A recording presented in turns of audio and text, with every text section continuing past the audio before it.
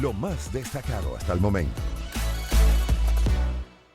Lo más destacado dentro de lo destacado, por supuesto, hay muchas cosas que están destacando, pero esta en particular tiene incluso angustiados a empresarios. Y de hecho, la organización Fede Cámaras, que agrupa a los gremios más importantes del empresariado de Venezuela, pidió este martes al gobierno de Maduro que genere incentivos para que sus afiliados puedan encarar las obligaciones establecidas en la Ley de Protección de las Pensiones de Seguridad Social frente al bloqueo, bueno, esta parte del término que utilizaron, imperialista, de acuerdo con un comunicado dado a conocer este martes. Esta ley, aprobada por la Asamblea Nacional después de que Maduro anunciara en el Día del Trabajador un aumento del ingreso mínimo integral que incluye bonificaciones por alimentación y el llamado bono de guerra económica a $130 mensuales, pagaderos en bolívares, la moneda local establece que las empresas deben destinar a un fondo de pensiones 9% del total de sus pagos a los trabajadores, de acuerdo con la Gaceta Oficial.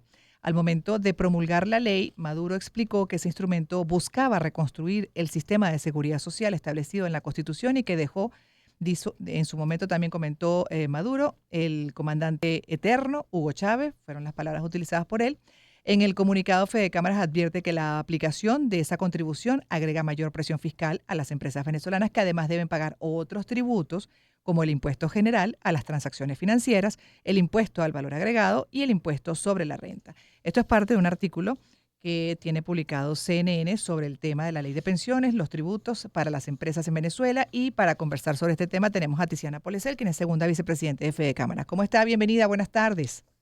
Buenas tardes, mucho gusto, gracias por la invitación. A usted gracias por estar estos minutos y para entender también cuando dicen incentivos, por ejemplo, que se le estaría pidiendo al gobierno de Maduro por parte de pues la organización Fede Cámaras y en representación de los empresarios de Venezuela. ¿Qué tipo de incentivos están contemplando ustedes que los puedan ayudar en la aplicación de esta ley?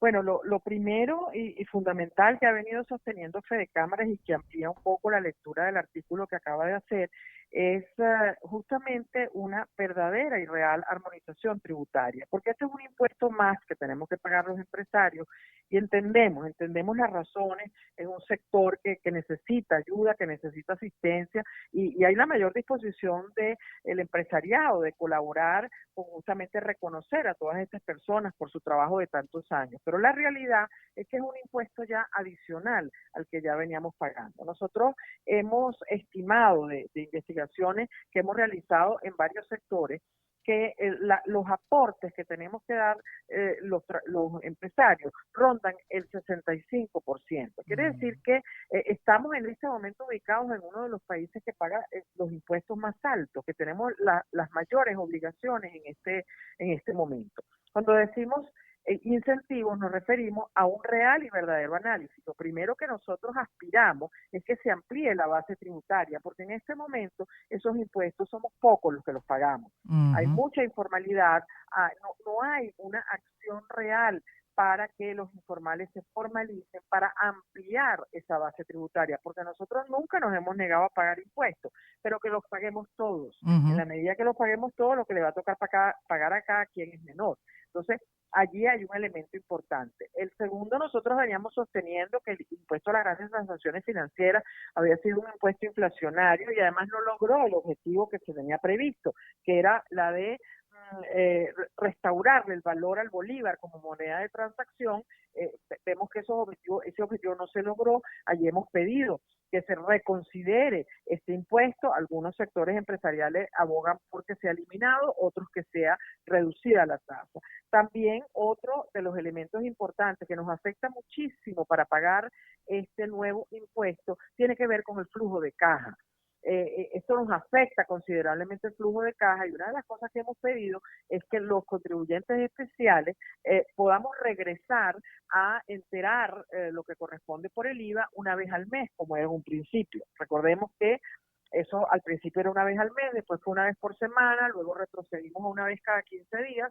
La verdad que llevar nuevamente este pago de reintegro a una vez al mes aligeraría un poco lo que significa este tipo de impuestos. Por otro Ujú. lado, también habíamos planteado la importancia de que se consideren algunos sectores prioritarios y con un tratamiento diferente. Nosotros seguimos de alguna forma insistiendo en eso, y otro de los aspectos que nosotros habíamos planteado y no fueron considerados fue el que este impuesto tuviera un tope de 3 salarios integrales. En este momento el impuesto se calcula en base a todo lo que, a cualquier tipo de remuneración. Nosotros habíamos solicitado que este pago de impuestos tuviera ese tope.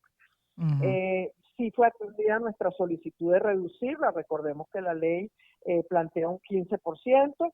Nosotros habíamos pedido el 6%, pero se consideró un 9%. Digamos, esa fue la única consideración que se hizo de la reducción del porcentaje. Pero las otras consideraciones que hizo usted de Cámara aún no se han tomado en cuenta. Tenemos, por supuesto, vamos a seguir argumentando, vamos a seguir en nuestras conversaciones con el alto gobierno para que puedan considerar estas nuevas medidas. Y mientras tanto, ¿cómo se mantienen con todo esto que acaba de explicar y muy bien, señora Tiziana? Bueno, realmente en este momento, como hemos señalado, este nuevo impuesto nos afecta sobremanera porque generalmente cuando tú tienes unos costos, se elevan tus costos, en ocasiones tú puedes trasladar ese costo al precio del producto, pero en este momento la contracción tan grande que hay de consumo no permite que se eleven los precios porque el consumo está muy contraído, no hay crédito. Ujú. Entonces, cuando tú no puedes trasladar el precio al producto, lo que se va a afectar es tu rentabilidad. Esa es la preocupación que hay ahora, Mm. que si antes tenías una poca rentabilidad, ahora es menos. Si antes no tenías rentabilidad, ahora ese negativo es mayor, porque justamente estos primeros meses del año no han sido unos meses positivos para la economía. Uno conversa con diferentes sectores, si bien algunos sí reflejan incrementos, son incrementos, calificaríamos más bien de tímidos, pero en Ujú. general hay un poco un clamor que la economía no se está moviendo, que no hay consumo, que seguimos con las restricciones de crédito. Entonces, obviamente todo eso incide en que vemos ofertas bastante importantes en el mercado porque muchos comerciantes están aplicando lo que se llama la fijación del precio por flujo de caja. Necesito dinero, bueno, Claro, tumbo el precio del producto incluso por debajo del costo. claro. Estas son medidas que a largo plazo te llevan a liquidar el A negocio, ¿no? pérdida. Entonces, exactamente. Pero, y de hecho también ahí me gustaría desarrollar dos puntos que ha mencionado importantes, ¿no? Uno con relación a la contracción, de cuánto más o menos estiman ha sido este 2024, la contracción, cuánto ha caído, el del consumo, cuánto ha caído. No, bueno, eso justamente en este momento precisamente estamos revisando la encuesta más reciente de Fedecámara. Esa precisión se las podemos tener Ok. en las próximas semanas, porque justamente estamos ahora tabulando el resultado de la encuesta. Y lo otro también sobre la rentabilidad de las empresas, que siempre ha Ujú. habido quizás una percepción equivocada, y sobre todo con la crisis de los últimos tiempos, que los empresarios ganan unos márgenes extraordinarios que deberían reconsiderar, ¿no? Que en algunos casos hay por parte del sector privado, de la producción nacional, pues abusos Ujú. en el establecimiento de los precios. ¿Qué argumentan ustedes Bueno, en esta percepción? la verdad que yo creo que esa percepción ha cambiado y ha Ok. cambiado porque justamente ahora entre las redes sociales y la tecnología nos permite hacer comparativos de precios, incluso del mismo producto en otros países. Lo Ujú. podemos hacer desde nuestro dispositivo celular. Y es justamente por eso que sabemos que se está dando en Venezuela el fenómeno de fijación de precios por flujo de caja, porque hay productos en Venezuela que son más económicos que el mismo producto en otros países. Eso nos dice claramente que eso es un imposible económico, ¿no?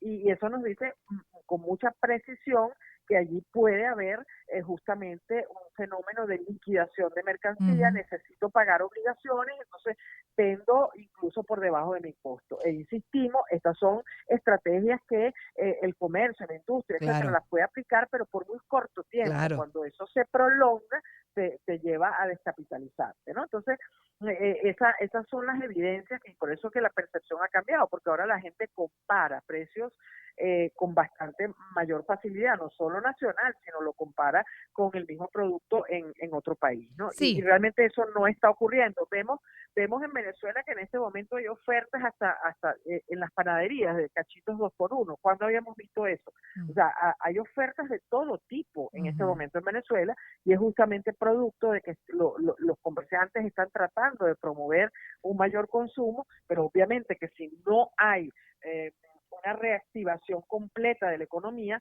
eso no es viable. Vemos sectores, por ejemplo, como el de la construcción, que sigue manifestando una contracción de más del 90%, y ese es el sector que más emplea.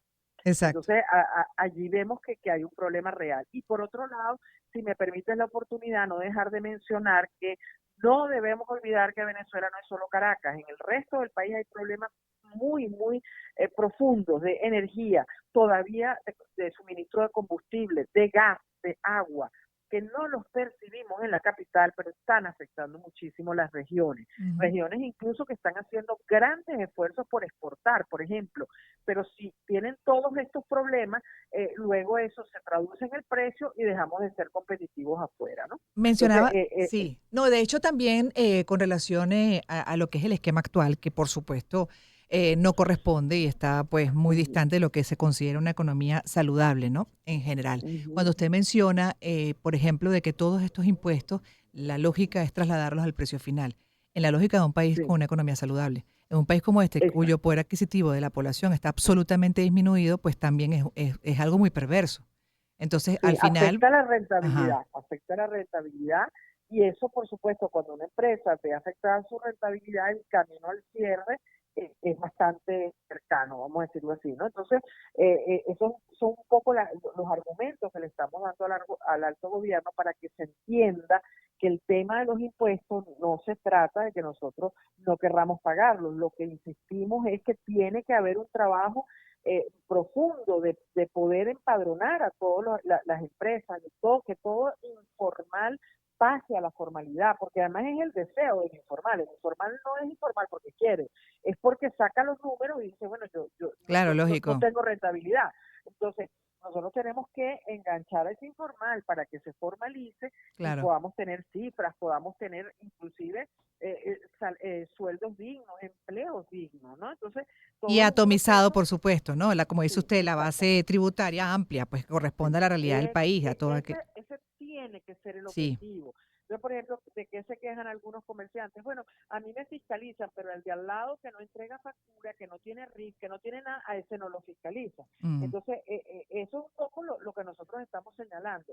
Vamos a pagar impuestos, claro que sí. El rentismo se acabó, perfecto, pero vamos a pagarlo todos los impuestos, ¿no? Sí, la Lo mismo formalización, el así, ingreso de mercancía. y con relación también a las importaciones que perjudican todo lo que tiene que ver con la producción nacional, ¿no? Ese otro punto seguramente está incluido en esa larga lista. Esas Bueno, desventajas que se siguen presentando. eso forma parte de esa racionalidad. O sea, las aduanas tienen que hacer su trabajo, tienen que controlar lo que ingresa, tienen que pedirle los certificados de calidad a ese producto que está ingresando, porque el producto nacional sí está obligado a tener esa certificación de Ujú. calidad.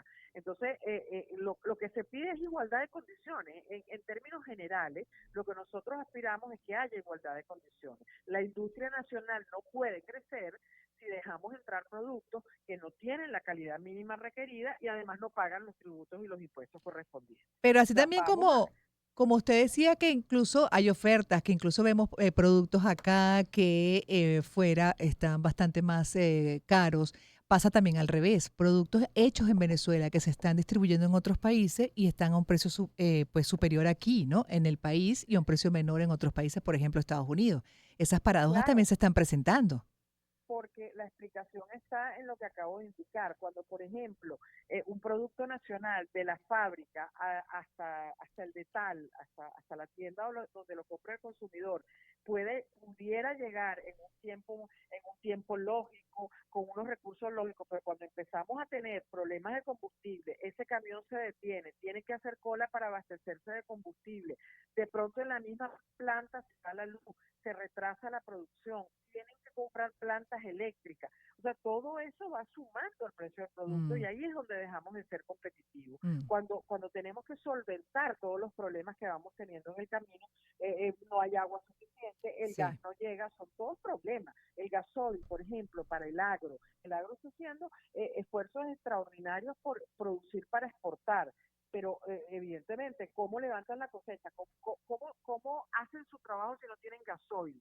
Entonces, ahí empieza el problema, primero de tratar de conseguir ese gasoil y el tiempo. El tiempo en la empresa es dinero. Ujú. Entonces, algo que podía ser hecho en 3 días, si es hecho en 15, eso eleva el costo del producto, lamentablemente, ¿no? Buen recuento, ¿no? Una radiografía de la realidad, en este caso del sector empresarial y del aparato productivo nacional. Tiziana Polesel es segunda vicepresidente de Fede Cámara, hoy con ella revisando, entre otras, la ley de pensiones, los tributos para el sector empresarial. Gracias por haber estado con nosotros, señora Polesel. Cuídese mucho, feliz tarde, ojalá se les escuche Gracias y a les ustedes respondan. por la invitación. Buenas tardes. Feliz tarde. 1:36, hacemos una pausa y en breve regresaremos. Es Gladys en Éxitos hasta las 3.